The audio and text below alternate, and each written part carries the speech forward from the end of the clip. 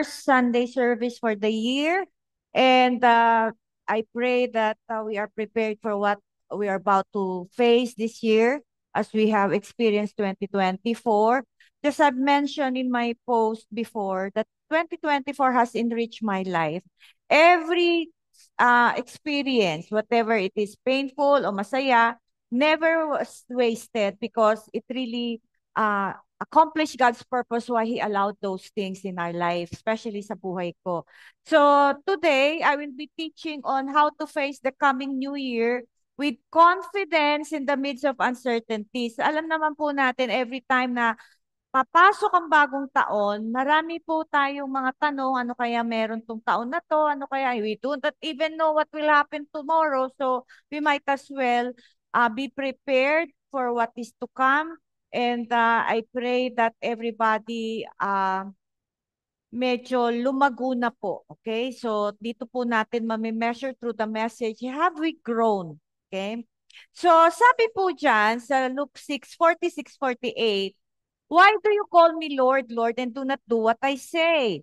Everyone who comes to me and hears my words and acts on them, I will show you whom he is like.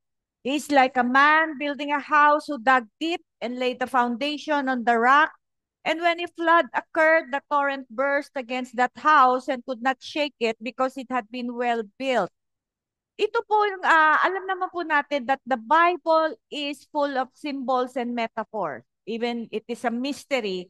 Unless the Holy Spirit will give us an illumination, give us an understanding, we'll never get to know what God would like to speak to us. Kaya it is important na tayo po magbabad sa Bible until the Lord will open our understanding. God will not give His revelation if we treat the Bible complacently and medyo hindi po, wala po tayong desire. God looks at the desire of our hearts. Okay? When we read the Bible, alam po ba, paano po ba natin ina-approach ang pagbabasa ng Bible? Are we there to accumulate knowledge or are we there to seek God how to adjust our life according to the Bible? We know very well, the Bible says that the just shall live by faith. Bakit nga ba by faith? Kasi po, by faith meaning, marami po tayo dapat iwanan, nakasanayan sa buhay natin, and apply the Word of God. And if we will apply the Word of God in our lifestyle, it takes faith kasi marami po tayong dapat i-surrender.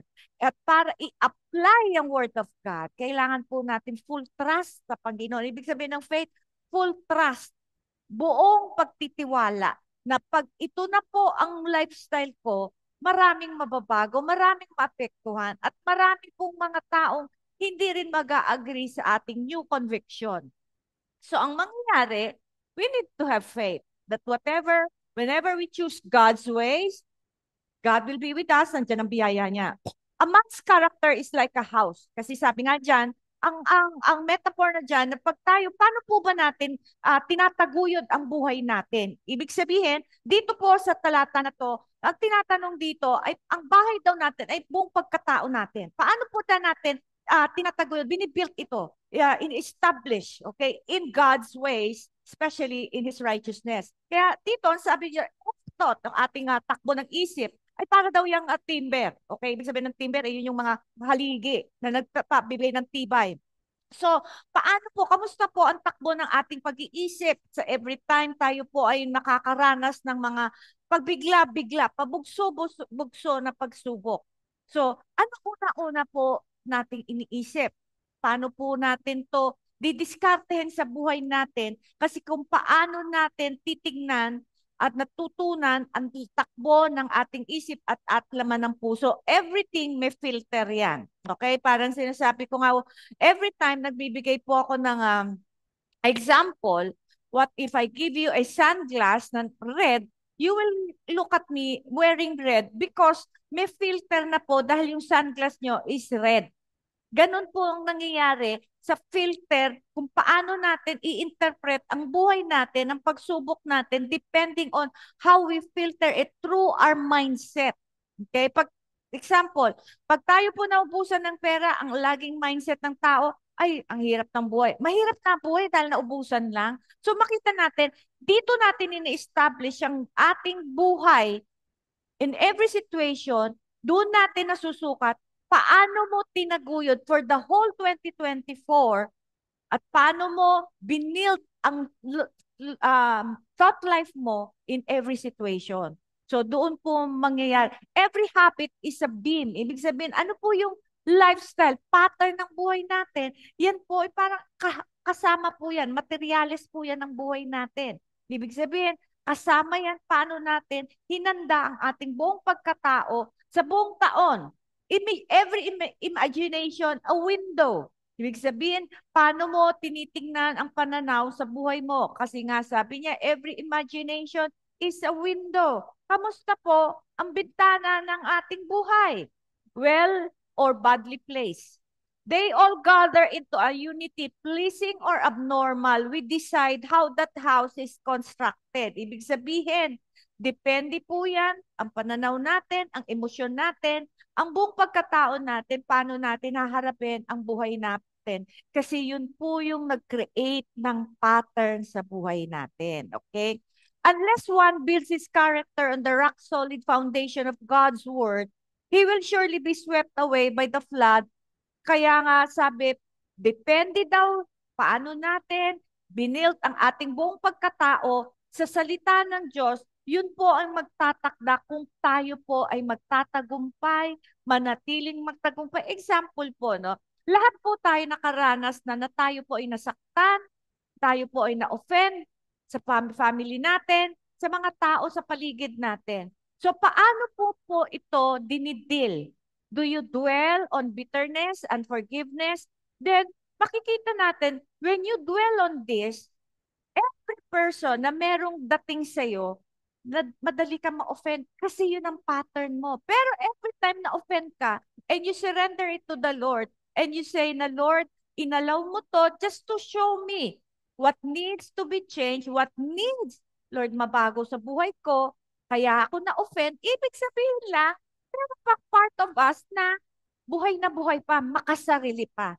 Hindi ko sinasabi na hindi tayo masasaktan. Masasaktan tayo, masasaktan.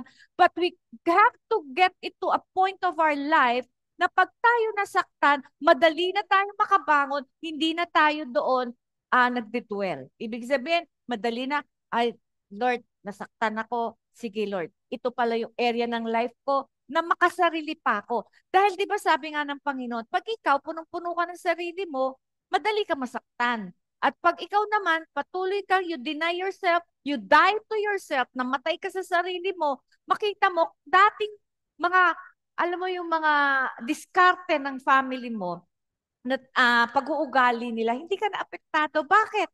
Kasi nag-mature ka na emotionally and your mindset. Bago na ang takbo ng isip mo. Remember the last communion natin, sinampol ko po sa inyo yan, na when Paulo was telling me, Mama, busy kami. Ang mindset ko dati, pag gusto kong bumisita, lagi sinasabi niya, busy kami. Ang mindset ko doon was, Paulo was rejecting me. But it was wrong. At till the Lord spoke to me and corrected my mindset and my emotion when I surrendered yung gusto ko, nakita niyo po, every time sinasabi ni Paulo yun, although may mga moments na siya na mismo nagsasabi, mapunta ka na, just like few days ago, sabi niya, mapunta ka na. Makita mo, parang kahit sinasabi niya, busy ako, wala nang dating. Bakit? Hindi naman patungkol yan sa akin, patungkol na sa gusto ng Panginoon sa kalooban niya. There are times people will deny us because God is giving us redirection in our life. Kaya lang, tinitingnan natin yung taong nagde-deny sa atin, nasasaktan tayo, naaway natin sila, sumasama loob natin. Dapat wala nang ganun. Ang lagi na lang natin iisipin, Lord, ayaw mo to sa akin. Hindi ko sisisihin yung tao, titingnan ko ang Diyos, ayaw mo sa akin to, kaya dinideny niya ako. Di ba payapa ang buhay? Tama po ba? So pagdating ng 2025, pag gano'n na po ang pananaw natin, every offense, it will not touch our heart, but it will always prove may nabago na. So, kamusta po? So, sabi nga dyan sa 1 Corinthians 3:11, for no other foundation can anyone lay than that which is laid, which is Jesus Christ. Kaya nga, ibig sabihin, ang foundation dapat ng buhay natin ay si Kristo. Ibig sabihin, sundin natin ang pamumuhay niya na kahit maraming nakakasakit sa kanya, hindi siya sumasama ng loob. Alam mo, ang goal niyo po this year, kasi marami po akong counseling for the past year, puro sama ng loob sa pamilya, sa workplace, sa school, sa lahat. Puro samaan ng loob. Para bang, hello, kailan pa po nyo mapagtatagumpayan yan? Even sa among churches, sa mga rami po akong mga group counseling sa mga churches, ang problema na hindi mapagtagumpayan yung mga samaan ng loob. You know what? It shows that people are not growing spiritually dahil sila pa rin, nakatingin pa rin sila sa sarili nila. Hindi sila nakatingin sa Diyos. When you see God in every circumstances, no matter how painful it is, you always understand the heart of God. Hindi yan ang direction ko. Pinapakita lang sa atin, kaya nga lagi niya sinasabi, judge yourself. The flood obviously represents the trials of life. So, kung napagtagumpayan natin ang 2024, we're ready for 2025. Nothing to fear. Although, hindi po ibig sabihin, hindi po ako nag-worry, hindi pa rin po ako naapektuhan. I do, okay? But, hindi na po ako nagdidwell, madali na po akong bumangon. Okay, madali na akong laging incline my mind sa Word of God. If I don't have the Word of God, ano po yung huhugutan ko at ano yung pangahawakan ko? That is the power of God's word. When we accumulate the promises of God, then when life becomes difficult, God has something to draw and remind us because nag-imbak ka ng Word of God. I mean, before the year ends, marami rin po akong pagsubok na hinarap and I thought I will not make it by January, but I'm still here. I'm all ready, all up, all ready to go sa aking mission work next week. Frequently, the trials of life, dumarating po sa atin yan dahil minsan kagagawan po natin. Lack of character. Minsan kagagawan natin yan eh. Yung mga pagsubok, tayo mo may kakagawan yan. Because meron din pwede rin the events in the world around us. Minsan yung mga kasamahan natin, na minsan ibibetray ka, minsan iiwan ka sa ere, pwede rin yan. Lahat yan, all possibilities mangyayari. So, are we prepared for what is about to come? Kaya nga ang tanong, yung character po ba natin, yung pagkatao natin, takbo ng isip natin, emosyon natin, is it ready and strong enough to withstand the onslaught of the events at the end times? Meaning, we are in the end times, kaya na po ba natin yung ating pananampalataya, ang ating pagkatao, ating emosyon, ating isipan, handa na po ba sa taon na to at lalong-lalo na sa mga darating na taon na kung saan, ano po, lagi kong sinasabi, lagi ko pong wina-warning sa mga churches, sa ministries, sa conferences, hard times are coming. Everything will be shaken this year so that the remnant of the Lord will align sa Kanya because God is at work, quick work. Hindi na niya hihintayin, God will do everything. Kaya yung mga hindi pa naka-align, medyo matindi po ang shaking. Pero yung naka-align na, paminsan-minsan isi-shake ka pa, not to really align us, but to really enlarge our faith.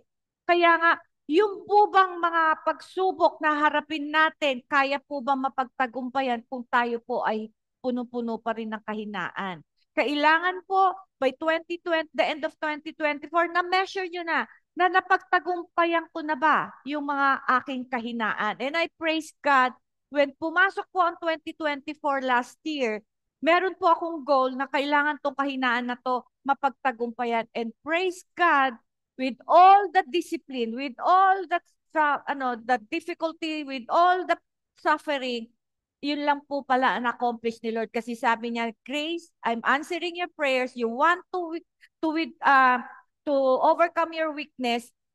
Part of that, sabi niya, yung inalaw ko sa buhay mo is para ikaw ma-overcome mo. So now, with that weakness na overcome ko, it does not mean na pwede ako maging complacent. Ibig sabihin, mas alert ako, pero alam ko na yung weakness ko, tapos na. Okay? So, pero at pa rin ang kaaway to really, paminsan-minsan, i-inject yan sa inyo. Kasi minsan, pag tayo po, hindi po nakabantay, minsan madadapa ka na naman sa dati mong weakness. Kaya kailangan po, mas bantay po tayo ngayon. Okay? Now, In Luke 18:8, sabi diyan, I tell you that He will bring about justice for them quickly. However, when the Son of Man comes, will He find faith on the earth? Alam mo mga kapatid, pag nakaka-encounter kayo sa Bible ng question, it's not because God does not know. He wants us to measure ourselves. Pagdating pa ni Kristo, may pananampalataya pa po ba tayo? Ibig sabihin, ang faith kasi hindi yan na may measure na we attend church, we know God, we believe God, because even demons believe in God. Ang sinasabing faith is consistent pa po ba tayo sa pagsunod? Consistent pa rin po ba tayo sa ating relasyon sa Diyos na siya pa rin po ba ang priority? Siya pa rin po ba ang nauuna? Siya pa rin po ba ang nasusunod? Ibig sabihin, nagtitiwala pa ba tayo? Or minsan po kasi pag ang buhay natin, ang mga ng events sa buhay natin at even around us, the world, even our family, is very challenging. Ano nangyayari? Minsan nawawalan po tayo ng nakakapanghinaan ng loob. I have those moments na minsan ayoko na. Pero makita mo na iaangat ko. Parang minsan, those times na minsan sinasabi ko, ayoko na muna mag-mission, napapagod na rin ako, nahirapan ako. Pero sasabi ko, ano naman gagawin ko? Apakahirap po na aalis ka sa kalooban ng Diyos. When you get out of God's will, you get bored. And when you're idle and bored, dyan papasok, gagawing battlefield, gagawing paradise ng kaaway ang isipan natin at ang mangyayari, you begin to what? Entertain the lies of the enemy. So whenever the situation becomes difficult, ibig sabihin lang ng Panginoon, andito ako para wala ka panahon mag-isip ng makamundo. That's why it's important that we are in tune with the Holy Spirit so that we will be aware and alert, okay? Now, nothing outside of us can stand in His way of accomplishing His purpose. Ibig sabihin, wala pong makakahadlang sa kalayunin ng Diyos sa buhay natin except tayo. Tayo po. Kasi kahit family natin, ayaw. Pero kung ikaw, resolute, fully committed, ano mangyayari? Well, di mahuhinto yan. Kaya nga sabi niya, John 6:39-40, this is the will of the Father who sent me, that all of He has given me, I should lose nothing, but should raise it up at the last day. And this is the will of Him who sent me, that everyone who sees the Son and believes in Him may have everlasting life, and I will raise him at the last day. Then in chapter 10:28, sabi niya, and I give them eternal life, and they shall never perish, neither shall anyone snatch them out of my hand. So, ibig sabihin, yan ang kalooban, general will ng Diyos. None of us mawawala sa kalooban niya. Pero, sa atin yun. Kasi, katulad yan, there are times that our family will pressure us, wag mong gawin to, wag mong gawin yan, wag mong gawin to, wag mong gawin to. Ito kailangan i-priority mo, ito i-prioritize mo, ganito, ganito. So, nasa atin yun. Are we resolute in really obeying God above our loved ones? Kaya nga sabi niya na if you love your father or mother or husband, wife, daughter or son more than me, you're not worthy of me. So ibig sabihin, that is one of those conditions ng Panginoon para maging disipulo ni Kristo. Hindi ibig sabihin magpabaya tayo sa pamilya natin. Hindi ibig sabihin hindi natin mahalin ang ating pamilya. Ang ibig lang sabihin dyan na if compared to the love for God, He must be above. Siya ang nasusunod, siya yung kalooban niya, hindi yung gusto ng ating mga mahal sa buhay, sa mga tao sa paligid natin. So it is something that is very challenging for us. But pag ikaw, nasanay ka na, nag-create na ng pattern na, sige Lord, ang sakit-sakit, uunahin pa rin kita, makita natin, dito yung napansin ko in my life, it created a pattern in my life. Every time I'm given a choice, because I always choose God, naging pattern na pala yun. Ibig sabihin, automatic sa akin, hindi na struggle. Kasi when we are struggling between choosing God and choosing what we want, pag may struggle pa rin doon, ibig sabihin, hindi pa rin natin nagsisurrender yung gusto natin. Kailangan area in our life, meron kaya na nating bitawan. Kasi kung struggle pa rin, ibig sabihin yung area ng buhay mo yan, yung will na yan, hindi pa rin nangibabaw ang Diyos. Kasi area-area yun eh. Minsan self, minsan family, minsan anak, minsan apo, minsan workplace, minsan kasama sa work.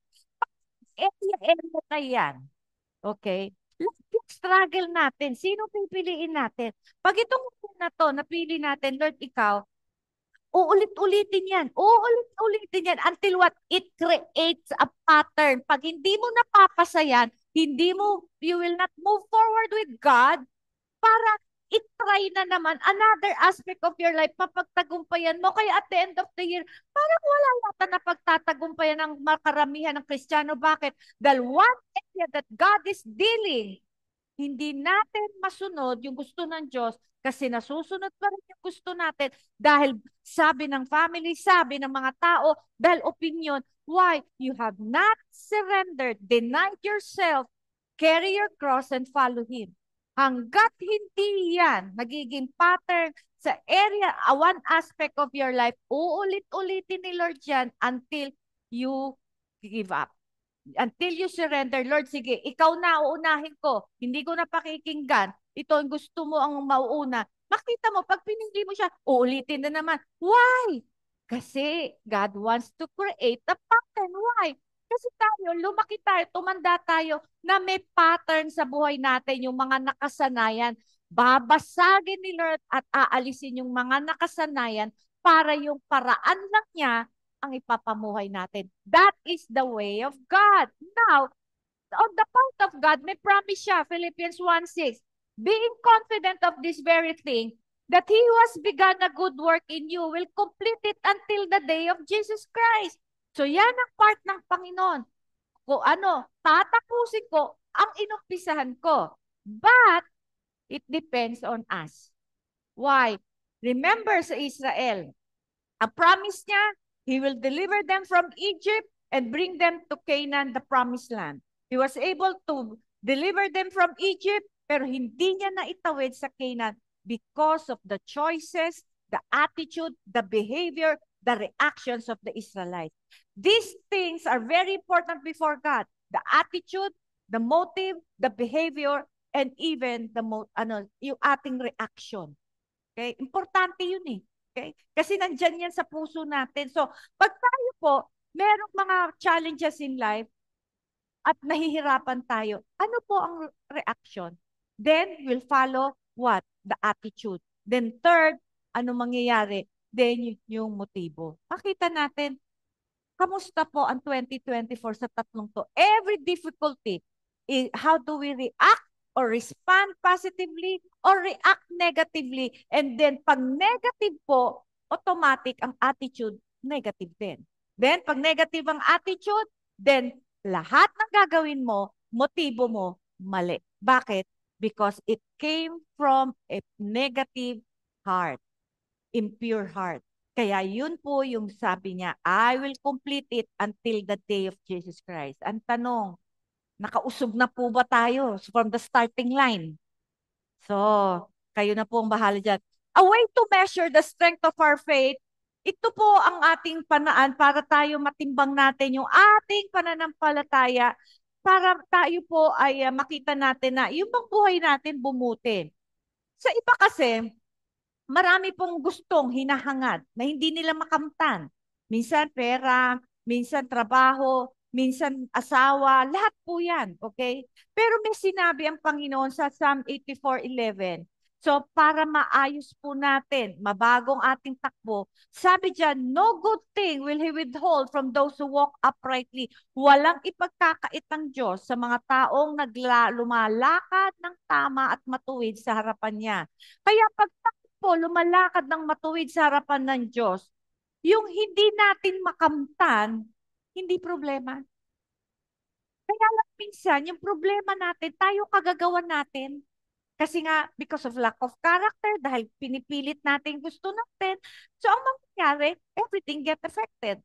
So, kailangan, isipin natin, Lord, kung hindi ito para sa akin, bumitaw. Kaya nga like ko sinasabi, when people deny you of what you desire, do not look at them, do not be bitter towards them, look at God, at always have a positive and heavenly perspective. Lagi mo sabihin, Lord, kung dininay ako ng taong to, Hindi dahil ayaw nila, dahil ayaw mo.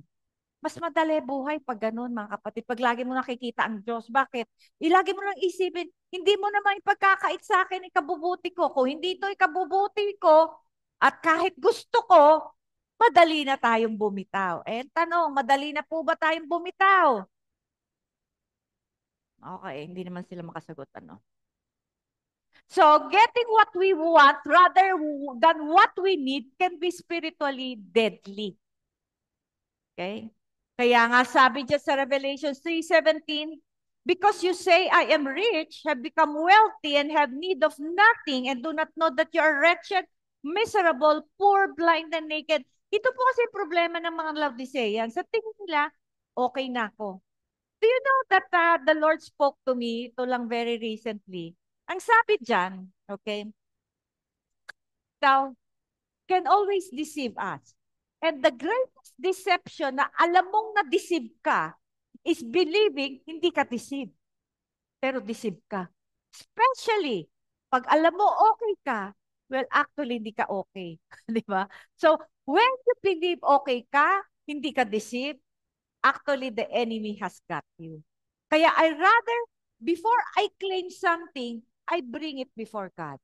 Lord, what is this? Ikaw ba to? Give me a confirmation. Kasi kung hindi, I can claim something na okay ako, pero hindi pala ako okay. So I need to measure myself according to what the word is saying than what I feel and what I think. I cannot trust my feelings and my mind until andito pa ako, tao pa ako. Kaya I always depend on the Holy Spirit. It is vital that we build our faith in God's love for us and realize just how special we are to Him. Ito po ang aking revelation, kaya ako po ay naging matibay dahil sa gitna ng mga bighati sa buhay ko, ang lagi kong iniisip, mahal ako ng Diyos. When we do not have a revelation of God's love to us, pag merong nangyayari at hindi mo gusto, lagi mong idadoubt, magkakaroon ka ng full of unbelief. There are times, yes, I still doubt God's love, pero ini-inject yan ng kaaway sa akin. Especially sa mga physical condition ko. Lagi sinasabi, wow, kawawa ka naman. You see, it's a battle eh. It's a choice in our mind, in our emotion. My body will feel, hindi ko kaya. But my mind and my heart will always determine, Lord, mahal mo ko. At naniniwala ko, when you allow these things, hindi dahil para parusahan ako, hindi para pahirapan ako, because you want to reveal yourself in my life. Panghahawakan mo ko, hindi mo ko ipapahiya, tutulungan mo ko, and you will always show yourself strong on my behalf. And God never failed me on this area. But, you see, ang kalaban ko, ito yung weakness ko okay? Yung physical, because I have my medical condition. And then, siyempre, pag nararamdaman ko na nahihirapan ako, nasasaktan ako, nag-i-struggle ako, tapos ang daming pinapagawa sa akin, siyempre, sasabihin ko, Lord, ano ba to? Bakit hindi mo ako? You see, the enemy, yun, papasok ang kaaway. Wala, ano ka na, kawawa ka naman, ito na mangyayari sa iyo. Ko-confuse ka. I have those moments.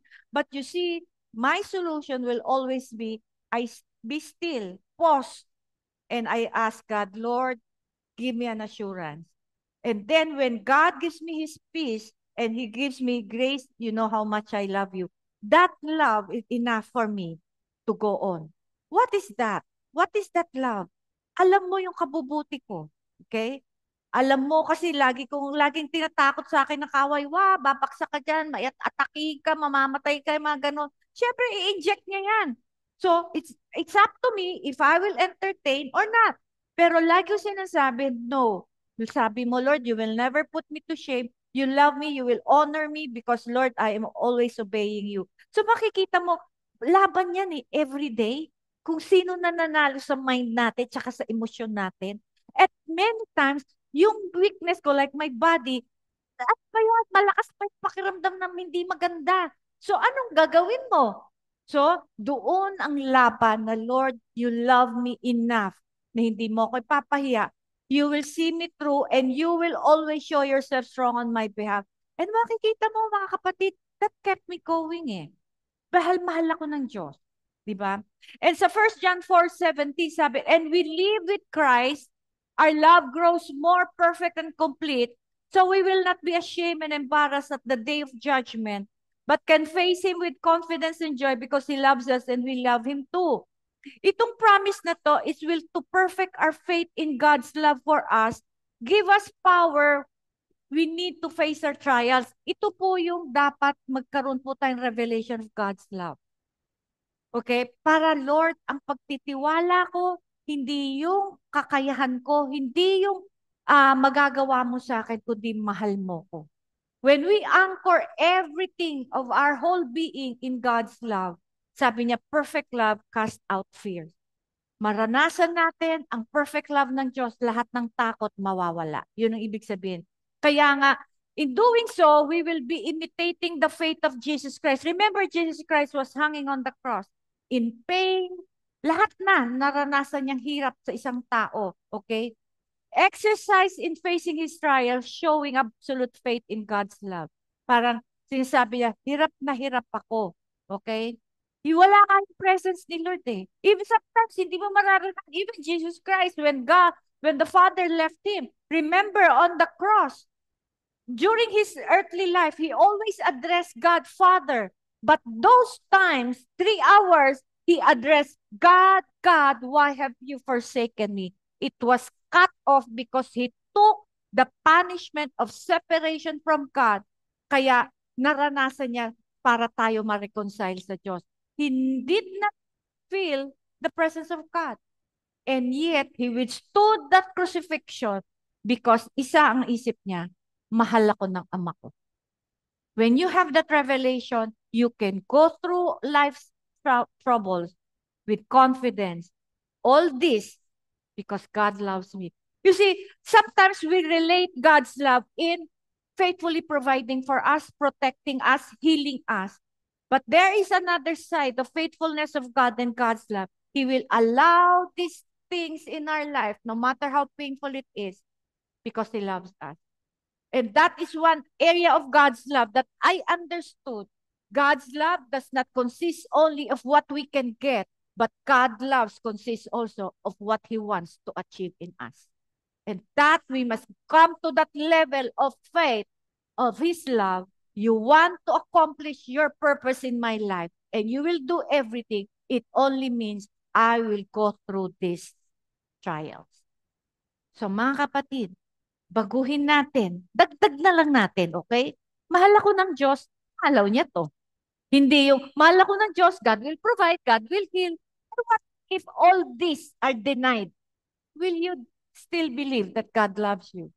Ito po kasi ang maraming majority of Christians, they believe God loves them because they have been provided, they have been prospered, they have been blessed. What if wala na yun? Kaya mga kapatid, 2025, let God reveal His love for us. Not what we can get, but what He wants to achieve in us. In Psalm 69:32, the humble shall see this and be glad, and you who seek God, your heart shall live. Seeking God makes the heart live. Yun po yung nagpapabigay ng buhay sa puso natin. How many times have we seen in heart, spirit, mind, and thoughts in the same context? Is that what we want in this relationship with God? We want our heart to live. What is it that makes to live? It is the Spirit of God energizing it because of the close communion. Ibig sabihin, nadadagdagan yung buhay niya sa atin because of our close communion. Kaya makita natin dito sa example ni Moses. Moses went up to the mountain, spent 40 days. Pagdating niya, pagbaba niya, kitang-kita yung glory ng Panginoon. Kaya lang, ang Israelites made the golden calf. When Moses came down from that close association with God, he came down with his face glowing, shining, reflecting the glory of God through close communion with God, with Him all those days. This situation is a form of what the psalmist means about the close communion with God. Seeking Him, kaya keeping that relationship and submitting to Him are what make the heart live because His Spirit is flowing into it. Kaya kung ang gusto mo, ang puso mo, buong pagkatao mo, patuloy may buhay. Through life, Tayo kasi, we have life, but what God is offering is true life. Meaning, it's out of this world, and yet, we are so connected with God. When that happens, we are living the life He lives, what the Bible calls eternal life. You know, when God gives me this revelation, I don't know if you will have this. Sabi niya, Grace, the eternal life in you is growing because of the close union. Because many people believe that they have eternal life because they accepted Christ and they're on their way to heaven. And eternal life is living forever. But there are people living forever in hell. Eternal life is always coming to know God and Jesus Christ and giving life in us so that we will experience true life. We are seeking to have a relationship with one who is not far from us. May our goal in 2025 is mas lalong makilala, lalong makalapit sa Diyos na siya lang po ang dan lang sa Kanya iikot ang mundo natin so that He will continue to pour His life in us.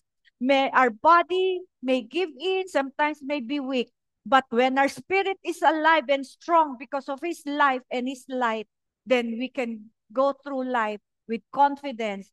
We seek Him through desire. Okay? Paano po tayo nagsisik sa Kanya? Through desire.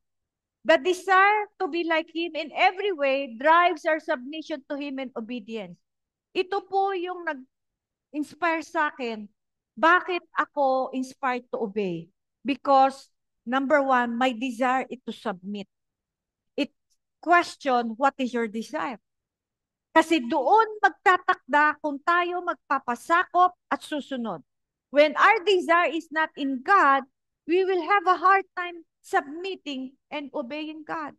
But when we desire God, madali na po mag-submit at madali na sumunod. Pero pag hindi siya ang desire natin, marami pa yan eh. Kaya ako po, nag-start ako, marami rin akong desire. Pero because of my close communion, at inaalis niya, tinatanggal niya yung mga bagay-bagay na idol sa puso ko, napansin ko, lumalaki ang desire ko for Him at nawawala ang idol sa heart ko, then nakikita ko, mas madali na sa akin mag-submit at sumunod until it created a pattern in my life na palaging siya na ang una. So, ang tanong, what is your desire? Because that desire, ididil ni Lord this year. Until dumating na lang po sa point na ang sabi ni David, one thing have I desire.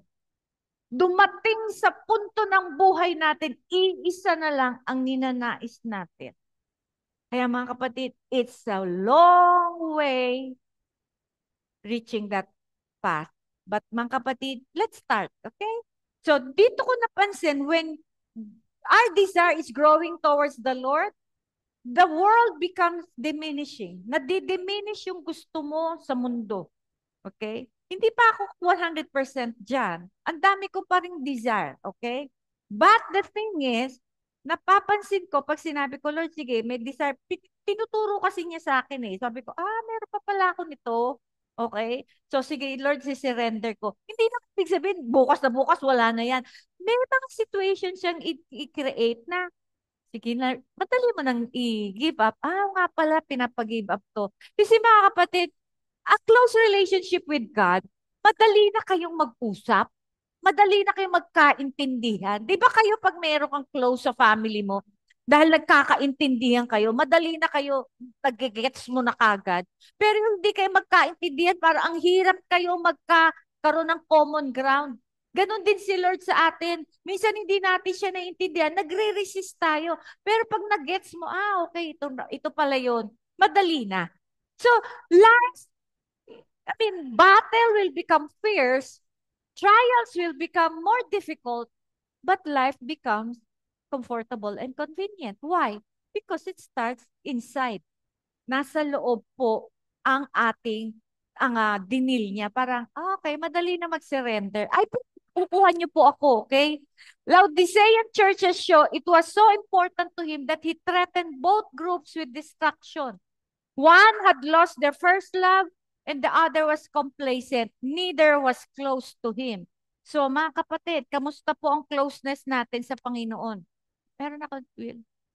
Then, spending time in fervent communion with God in prayer, Bible study, meditation, and occasional fasting all lead to a pure submission to Him. Ito po ang nagpapayaman ng ating pagiging malapit sa Diyos. It is essentially the same process that brings human beings together, talking and experiencing things together as we go through life. So, sabi dito, 1 Timothy 4:2, speaking lies in hypocrisy, having their own conscience seared with hot iron. So, meron pong warning dito. Meron pong mga konsensya na parang wala nang pakiramdam. Okay? Kasi po, ang nangyayari dito, if people repeatedly violate their consciences, then ang guilt nila, parang meron na siyang kinoconvict na sila, nagiging analgesic. The consequences become devastating. Kaya nga, without the stimulus of spiritual pain, they become incapable of changing their behavior. Okay. Ito po yung nasabi ko last communion, okay? Kamusta po ang ating conscience, ang ating conviction, okay? Nalalaman natin na tayo po ay lumalago spiritually, not attending church, but your daily life. Minsan may namintas po sa akin eh. Sabi niya, Pastora, ba't ganyan yung Sunday service niyo, Zoom? Tapos wala kayong praise and worship. Daming pintas. Minsan, I brought it before God. Sabi ko, Lord, mali po ba kami? Alam mo sabi ni Lord Grace, sabi niya, what is important to me is who you are from Monday to Sunday. Not who you are every Sunday ng 2 hours. Many people live before me 2 hours every Sunday. After that, wala na. So, what is important to me, not just what happened in 2 hours every Sunday, but who you are Monday throughout the week. That will really glorify me. Okay. Ang mga ketongin, alam niyo naman natin ang leper, ketongin. Makikita mo na minsan may mga kinakain sila ng daga, yung mga paa, mga kamay, hindi nila alam bakit wala silang pain. Pain is a gift. It will get our attention. Something is wrong. Okay? Now, ang problema, in 2024 po, gaano na po kasensitive ang conviction natin from the Holy Spirit? Lagi kong sinasabi, kasi ito po yung struggle ng many churches as I witness in my mission work. Bakit po okay lang manira, magchismis, magsinungaling, magdaya, na hindi tayo nako-convict? Pag ganun po, we are spiritually sick. Ibig sabihin, you are a leper. Ibig sabihin, you have not grown spiritually. Kasi ako po, no, sabi ko nga, always challenge the congregation, stop lying.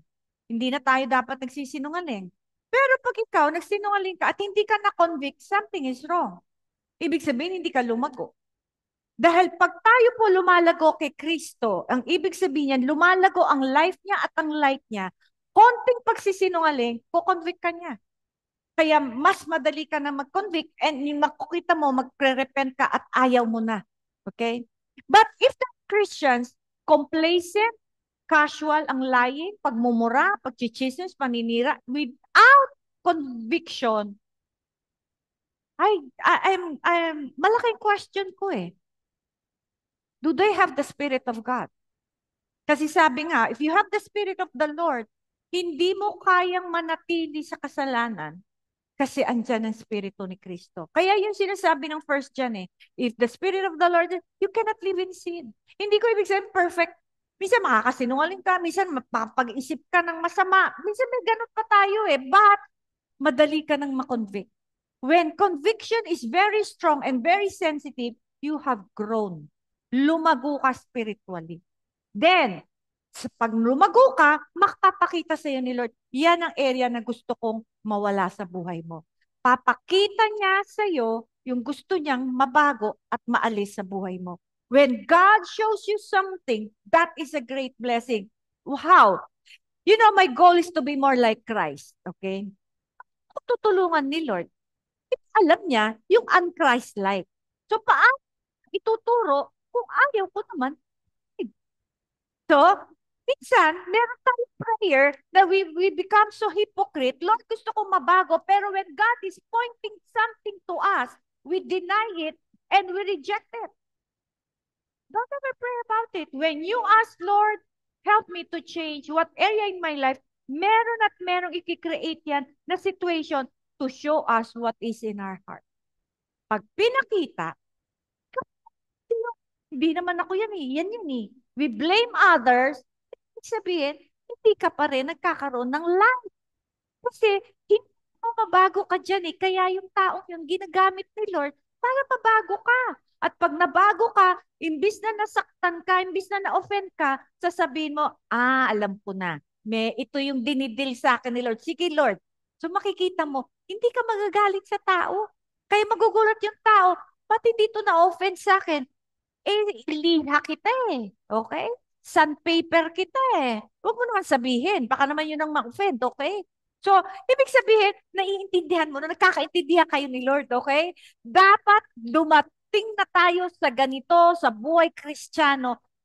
Pagdating na yung 2025, dumating na pala tayo dito. Okay? So, ibig sabihin, ready ka na. Ready ka na, Lord. Sino man makaka-offend sa akin, Lord, tulungan mo ako. You know what? I have those moments kasi minsan meron kaming banggaan pa rin. Pero sabi ko, Lord, sige, meron pa pala. Okay? So, there are times we need to mellow. Minsan kasi minsan kala mo mabait ka na eh. Kasi alam mo, hindi ka na-offend. Hindi ka, kahit na-offend ka na minsan, minsan tinusok ka. Pero mas matindi yung tusok. Lumabas pa rin. Lumabas. Meron pa. So, makita natin, akala kasi natin mabait na tayo eh. Pero may itutusok si Lord, lalabas. Okay? Meron at meron yan. So, pag nakita natin, accept natin, okay?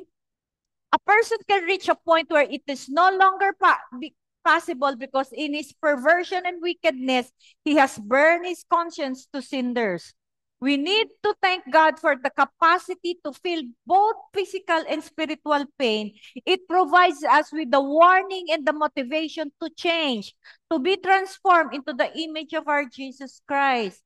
With God's help to diagnose and eradicate the sins that cause the spiritual pain in the first place, to bring us into vibrant spiritual health.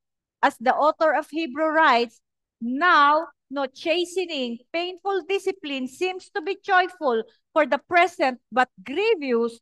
Nevertheless, afterward, it yields the peaceable fruit of righteousness to those who have been trained by it. At sabihin nito, mga kapatid, po, dinidiscipline ni Lord. I never got out of God's discipline. And this is my confidence palagi. Kasi dati, pag dinidiscipline tayo ng Diyos, Lord, ang sakit-sakit, pag minsan tatampo tayo kay Lord. Dito na-realize ko, this is one aspect na intindihan ko ang pagmamahal ng Diyos. Number one, it assured me anak ako. Kasi sabi niya, dinidiscipline lang niya mga anak niya. Second, nire-rebuke niya, kinokorek niya mga mahal niya. Kaya ngayon, sabi ko, Lord, thank you for loving me, for accepting me as a child. Kasi mga kapatid, nakakatakot po, nagkakasala ka, hindi ka pinapalo at hindi ka nadidisiplina, baka hindi ka anak ng Diyos. Mga kapatid, when God disciplines us, it's simply because He wants to change our nature to be more like His Son. And I've gone through a lot of discipline ni Lord 2024. It was painful, but I overcame the weaknesses. And I thank God for all the discipline. Kasi sabi ko, Lord, talaga, selyadong-selyado ako, anak mo ko, dahil pinapalo mo ko. Imagine, imbis na, bakit mo na lang ako laging ginaganito? Bakit ako na lang palagi? Di ba may ganun mga bata, mga anak, pag pinapalo mo, ako na lang palagi, ako na lang, ako na lang. Hindi mo alam kaya kinukorek dahil mahal ka. In the same way with our Father, when He rebukes, He corrects, He disciplines, simply because anak niya tayo, mahal niya tayo. He wants to accomplish His purpose in our life more than wealth, health, and happiness. His purpose for eternal destiny. In Genesis 19:14, so Lot went out and spoke to his sons-in-law who had married his daughters and said, get up, get out of this place, for the Lord will destroy this city. But to his sons-in-law, he seemed to be joking. Kasi may sinabi ang anghel umalis ka na. Okay? Umalis ka na. Gugunawin na ng Panginoon, i-judge na tong Sodom and Gomorrah. Anong sabi niya? Puntahan ko muna yung sons-in-law ko, mga anak ko. Hindi naniwala sa kanya. Sabi niya, ikaw ba nagbibiro? Bakit gano'n ang attitude ng mga anak niya at mga manugang niya sa kanya? At even his daughters. Why? Because he did not have a testimony. That's the problem. We cannot bring our family to our faith simply because hindi nila nakikita yung totoo, yung ating bunga. What we do, we share about God, pero yung ugali hindi naman nakikita. So hindi talaga natin mako-convince sila. But you see mga kapatid, when they see the fruit, even without you convincing them, they believe in God. Kaya mga kapatid, ang mas mahalaga yung ating testimony more than what we share, what we parang minsan marami po kasi akong kilalang family members, sinusubo nila si Kristo sa mga kamag-anak nila na turn off. Bakit? Eh nakikita naman ang ugali. Ay nako, wala naman pala. Hindi pinapakita mali. Imagine, yung lalo na tayo mga lingkod ng Diyos. Anong testimony natin sa family natin? Minsan sasabihin natin, oy, naglilingkod ako kay Lord, pero pagdating sa bahay, iba. Parang iba yata ang Diyos mo pinaglilingkuran sa ugali mo eh. 'Di ba? Kaya makita mo, hindi naniniwala. Kaya, you see, when the world will spiral down, at pagsasabi natin, lika, mag-ano tayo, lumuhod tayo, hindi luluhod yan. Bakit? Nakita nila. So in the same way with Lot, wala siyang testimony. That's why siya po ay isang katatawanan sa kanyang pamilya. Anong sinabi ng angel sa kanya? Umalis ka na, pumunta ka na ng bundok. Anong sabi niya? Naglinger pa siya. Lingering in the worldliness that surrounds us. It will take faith to walk away. Lot believed to such depth that he urged his sons-in-law and yet he lingered. Imagine naniwala siya gugunawin na. Pero hindi pa rin siya umaalis. Lot knew the angels were there, standing by and waiting for him and his family. Even they tried to hasten him out, and yet Lot lingered. Marami na po tayong naririnig na nakaturuan, pero bakit hindi po rin natin maiwanan ang mundo? He was slow when he should have been quick. Minsan sinasabi natin, dalian mo na, mag-ano ka na, alam mo na, pero bakit ano pa rin siya, ayaw pa rin niya, hindi pa rin siya prepared. He was backward when he should have been forward. So measure po natin. Kamusta po ang 2024? Are we moving forward now pagpasok ng 2025? At iwanan na natin 2024 na lahat ng mali natin? Let us move forward. Huwag po tayong maglinger. Ay, saka na. Saka na. Kasi hindi pa po natin priority si Lord. Wala pa yung desire natin sa heart si Lord. But when your desire is the Lord, mababagong priority, mababagong direction, mababago po ang desire. He was trifling when he should have been hasty. Pag po tayo magpatumpik-tumpik, marami po kasing makukot off guard. Okay? Minsan, may sinabi kasi sa akin ni Lord Grace, in the next 3 years, the world will really be spiral down. It will be chaotic. Prepare my people. Kaya nga nag-double time po ako to prepare the people of God. Okay. So sasabihin nila, 3 years pa naman. You see, when we have this kind of attitude, God will not give you the grace to prepare. Ang sinasabing preparation, have faith now, have a living relationship with the Lord, so that when the world will be hit with terrible, terrible calamity, and even, I do not know, baka papasok ng tribulation, anong mangyayari? Are we ready for that? Kaya nga, he was cold when he should have been hot. So, di ba sabi ni Lord sa Laodiceans, you're either hot nor cold. You're lukewarm.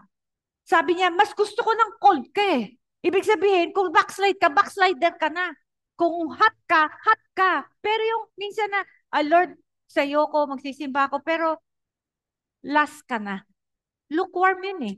Ang ibig sabihin ng hot ni Lord, yung wala ka kay Lord. O kung cold ka, ayaw mo kay Lord, wag lahat.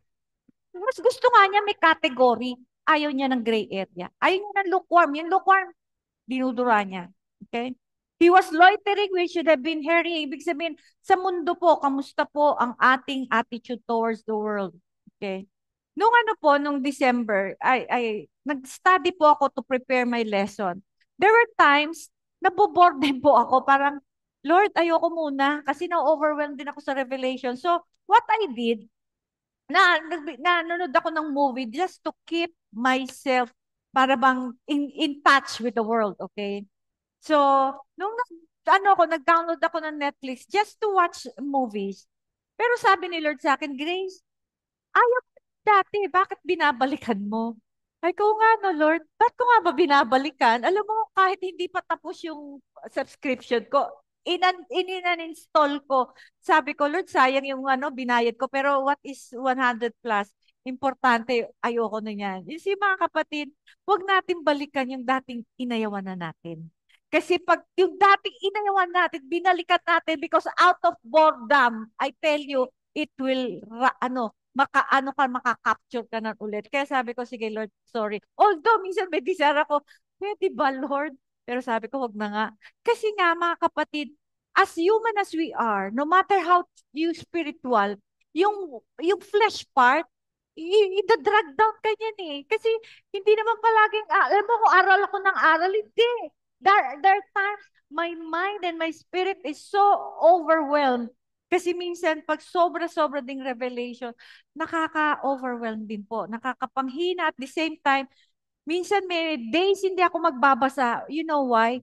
I cannot keep up with the revelation. Lord, hindi pa ako yan eh. Ayoko muna. Kasi gusto ko pag nagre-reveal mo sa akin yan, andyan na ako. Okay? Pero meron siyang encouragement sa akin. Sabi niya, it starts with willingness.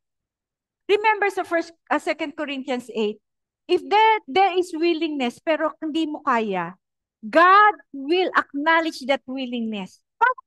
Ito kasi, it pertains to giving eh. Meron siyang mahirap, gustong-gusto niya magbigay, pero wala siyang mabigay. Pero nakita ni Lord yung willingness. Alam mo sabi niya, because you're willing, tanggap ko yon kahit wala ka nabigay. Pero itong may nabigay, pero yung attitude niya, mayabang, mali ang motibo, hindi ko tanggap yan kahit ang laki ng binigay niyan. Why? Wala naman yung willingness eh. Ang gusto lang niya magyabang. So God, sabi niya, even in our weakness, when we have willingness, pag tumayo tayo sa harapan ng Diyos one day, when God will take us with Him, hindi pa tayo perfect, pero nakita niya yung willingness natin. You are perfect as if He is like Him. Mga kapatid, tinitingnan ni Lord yung willingness kahit wala pa tayo doon. That is the consolation that God gave me. Grace, as long as you have willingness, andun ka na. Ang tanong, may willingness po ba tayo? Kasi kung wala, something is wrong na naman, okay? Lot is an example of true Christian who appears to know far more than he lives up to. He can see and understand far more than he practices. Itong mga taong to, they are thrilled to hear good preaching. They believe in the doctrines of God, yet they are constantly doing things that disappoint others around them. They believe in the kingdom of God, even seem to yearn for it. They hate Satan, believe in the lake of fire, yet it seems as they do things to tempt Satan into testing them, putting the screws to them. They believe that time is short, but they act as though they wish it were long. So nasaan po tayo dito? They know that holiness is a beautiful thing. They like to read about it in books and love to see it in others, but they have the notion that it is impossible for them to be that holy and spiritual. Kaya nga, pag tayo po may pag-iisip na tayo po ay imposible maging banal, mga kapatid, doon pa lang talo ka na. God desires for all of us is humility, honesty. Kaya natin gawin to, humility and be honest. But holiness, hindi natin kaya. Sagot niya yan. As He sees the humility, humble enough, we submit to Him. And then honest enough, Lord, this is my weakness. This is one thing that I want to overcome. I am more than willing. Then when God sees that, He will impart His holiness. Mga kapatid, alam ng Diyos, mahina tayo. Alam niya yon. Kaya ang tanong, ano yung nasa puso? Kaya mga kapatid, let us not be tolerant that to please everybody. They forget that they should first please God. These people are trying to keep up with the world. They cannot find it in themselves to do battle with their besetting sin. Kamusta po? Yung mga kasalanan na humihila pababa. Do we struggle? Do we really fight it out? Do you want to overcome?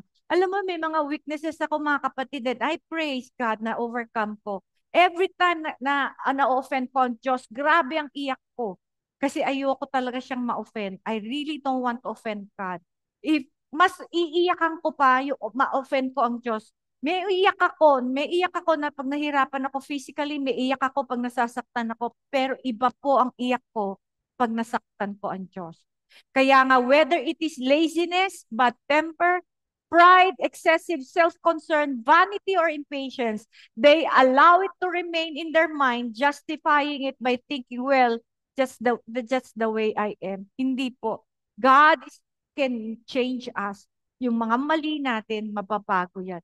Kaya nga dapat ang ating mind is attuned to God through an ever-deepening relationship. He has much to mourn over because the sins he commits. Kaya both of omission and commission are a daily sense of grief and will remain so as long as his conscience stays tender. Kaya nga pag malambot po ang ating konsensya, madali po tayong makonvict. Kaya nga, sabi dyan, mga kapatid, sa 2 Timothy 2:12, if we suffer, we shall also reign with Him. If we deny Him, He will also deny us. Kaya ang ating pabili ng Panginoon, itong 2025, paano natin haharapin? Number one, to have a living, active relationship with the Lord. Second, always see God in every situation. Do not look at the people, look at God. What are you trying to accomplish when these people giving me a hard time? It's not about them. It is me. You're dealing with me. Remember this, mga kapatid. Kasi maraming makakasakit sa atin this year. Just as in 2024, I have experienced betrayal, slander, hindi sa mga taong malayo sa akin, sa taong malapit sa akin. Kaya lang, sabi ko, Lord, you use these people to really strengthen me emotionally and mentally. Kaya mga kapatid, lahat sila, I don't hate them, but I thank them because ginamit sila.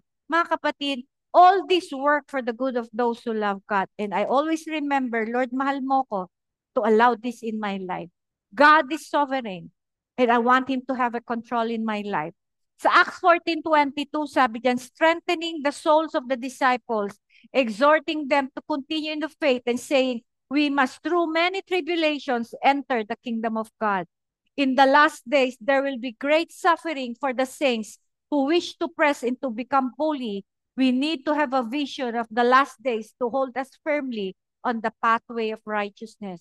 Kaya mga kapatid, ako po, no, I always look forward to my reward. What is my reward? That I will be within the proximity of the throne of Christ. Yun po ang nilalaban ko. Kaya I can suffer, pero mga kapatid, ano po ang nilalaban nyo when you suffer? Lord, I'm fighting for what you have for me in my eternal destiny. Our life of suffering is ordained by God. Ordained yan ng Diyos. And our attitude towards God's course for our life will determine whether we are victorious or not. Kaya nga, sabi ni Paul sa Romans 5:3, and not only so, but we glory in tribulations also, knowing that tribulations work at patience. Kaya ang importante, yung suffering will create patience. Matiisin ka na. Okay? Kaya nga, dalawa yan. Onslaught ng kaaway, through our family, finances, workplace, health. Reminder lang po, ito po yung gagamitin ng kaaway sa buhay natin, family natin, finances natin, workplace, and health. The second attack is very subtle, pride. Kaya, bantayan nyo to ha. It is so important for us to realize that we are called to a life of suffering to one degree to another so that we may partake of the rewards. God permits difficulties in our lives. It pleases Him to bruise us, and our response to the bruising is recorded. How we triumph over difficulties is so important. In like manner, if we go through suffering that Christ has ordained for us, then there will be a mighty rewards here on earth and in heaven above. It is so important to understand that those who endured until the end will be rewarded and will be saved. Kaya mga kapatid, when we are going through a trial, let us ask others to pray for us so that we might have the abundance of grace to overcome the temptations because the rewards that are awaiting us are phenomenal. Kaya lagi po natin aalala to. Ito po yung lagi sinasabi sa akin ni Lord. 1 Corinthians 10:13. No temptation has overtaken you except such is common to man, but God is faithful who will not allow you to be tempted or tested beyond what you are able. Hindi niya po, alam niya ang sukat ng kakayahan natin. Hindi yan susobra. Pag sinasabi natin, hindi ko na kaya, ibig sabihin, nasa edge ka na.